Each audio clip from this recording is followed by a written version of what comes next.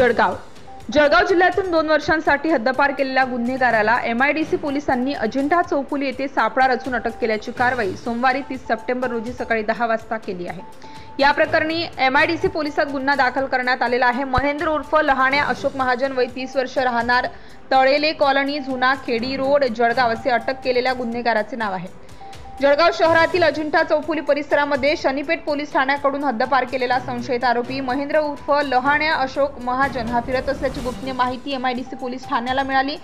त्यानुसार MIDC police ठाण्याचे वरिष्ठ पोलीस निरीक्षक दत्तात्रय निकम यांनी पथकाला कारवाई करण्याच्या सूचना दिल्या। त्यानुसार पोलीस निरीक्षक उपनिरीक्षक Deepak Jagdale, police constable Dattatray Badgujar, police Naik Pradeep Chaudhari, Ratan Gite, Sainath Munde या पथकाने कारवाई करत सोमवारी 30 सप्टेंबर रोजी सकाळी 10 वाजता गुन्हेगार महेंद्र उर्फ लहाण्या अशोक महाजन वय 31 वर्ष राहणार कॉलनी जुना खेडी रोड जळगाव याला अटक केली। या प्रकरणी पोलीस नाईक प्रदीप चौधरी यांनी दिलेल्या फिर्यादीवरून MIDC पोलीस ठाण्यात गुन्हा